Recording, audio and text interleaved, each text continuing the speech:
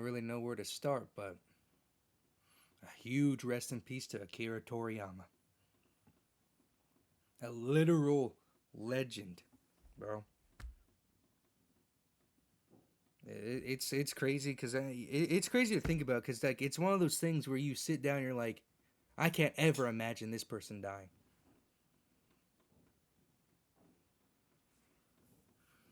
Like, dog, that is absolutely crazy to me. Like last night, like literally. And if you don't know who Akira Toriyama is, they made Dragon Ball, Dragon Quest, Sandland, Doctor Slump, and it's wild, bro. It really is. Like literally last night, me and a friend were playing a Dragon Ball Z Roblox game. We were just that's how much like look at what I love Dragon Ball. The influence it's had on me, my channel. I love Dragon Ball. My wallpaper, y'all can't see it, but my wallpaper I got on my computer right now, literally Dragon Ball character me. And I figured I'd just make this to kind of like talk about like the inspirations it's given me because like I feel like it's owed because this channel, I mean, it would have started, but it might not have started without Dragon Ball and Akira Toriyama. Like I said, me and my friend were playing a Dragon Ball Z Roblox game last night, and he literally was like, "Dude, Akira Toriyama passed away," and I was like, what the fuck ever, bro? Stop making a shitty joke. And I go on Twitter, and yeah, Akira Toriyama passed away on March 1st, and yesterday was March 7th, and that's when I think the whole world was let known, outside the people directly close to him. Dog, that shit's wild. And like I said, you can every video I make, you can see him in the background.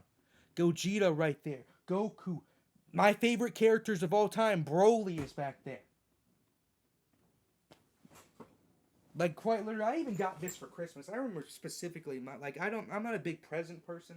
But like for Christmas, I don't really care. But I remember specifically asking for this for Christmas. I saw this and I was like, I got it. Like, I gotta have this. Like that's just one of the main things I wanted for Christmas. The first video on my channel is literally a Dragon Ball game. Dragon Ball Z Tenkaichi Tag Team was a PSP game. Had it on an emulator when I got like my first smartphone. Played that and I was like, I think it was like this is around the time where like Battle of Gods, the Dragon Ball Z Battle of Gods movie, which I know I got that in here too. Where's it at? Right here, bro. Still got that since I got it all those years ago. I have all the movies. Like, it was like a Super Saiyan God versus Frieza video, I think. Yeah, it was. That was my first video on this channel. And just the influence, like, I remember the first time I ever watched Dragon Ball something. Like, speaking of my dad, like, since the last video, right, I remember the first time I ever witnessed any piece of Dragon Ball content. And that was, I remember I was a little kid. Everybody's a little kid once, but I was a little kid, dude. And this is when Dragon Ball Z Kai was running on Nickelodeon or Nicktoons. It was like the sub-block where they showed like a bit more mature cartoons like Avatar and stuff like that. And I remember I think it was Saturday. And I remember just going in our living room to watch some cartoons, and I turned my TV on, and I don't know what was going on, dude. But these guys were just screaming at each other, right? And it was the coolest shit I had ever seen. And it was the episode, I remember the episode, it was like when Goku finally got back from Snake Way. And they were all, like, Nappa was, like, killing everybody. And I remember just watching, like, that, and, like, Goku had just got back, and Nappa was, like going, he was screaming, going off. My dad came inside, and he was like, dude, you can't be watching that. Like, don't watch that. Anytime that show comes on, don't watch that. And I was like, okay, Dad. And he made me change the channel like Cartoon Network. And as soon as he goes outside, I change it back. It was like when Goku used the Kaioken against Nappa, and he, like, holds him up on his arm like that, and I was just hooked. Bro, you don't understand. I was hooked. Like, I don't get it, man. Dragon Ball is still like my top favorite anime of all time. The influence it has on me, like look how much I scream. Part of that is because Dragon. Part of that is because of fuck. Like you see Broly right. I don't want to like. Part of that is because of this person right here, bro. And that shit hurt me last night, cause I'm like, bro. But it has had such a big influence on me. I remember my first Dragon Ball game I got, dude. Like, I mean, I know I said Tenkaichi Tag Team, and that came out early, way later, and that was just like, it was like a port of like, not a Budokai, but like HD. And it's some own unique stuff to it, but like, the first Dragon Ball game I owned, because like, this was like back in the day.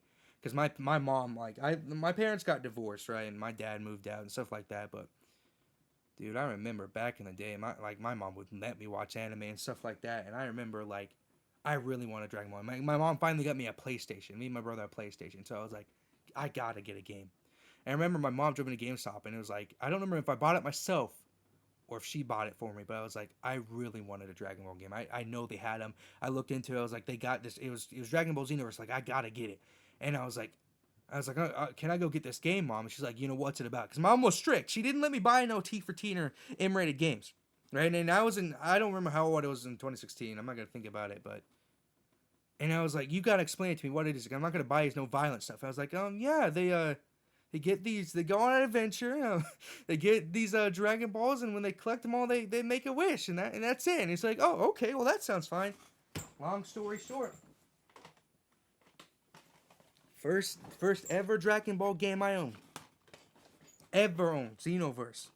Pre-owned too. I think it still got that pre-owned sticker on it on the inside. I didn't have one right here. I don't remember how much money, but I ripped that off. But that was my first ever Dragon Ball game, dude. And I remember after, like, dude, I took my parents' divorce, like, bad. Like, I didn't get over it until, like, years later, until, like, bro. But I remember because when my dad moved back down to Texas for a bit, but then he moved back down here, and he used to live in a hotel. Him and like this hotel owner he knew, they were like good friends, and he made him a deal on like he bought out a room essentially, right? And I would always like if you have divorced parents, you know how it is. You spend the weekdays with your mom and the weekends with dad, and that's how it was since he was moved down here.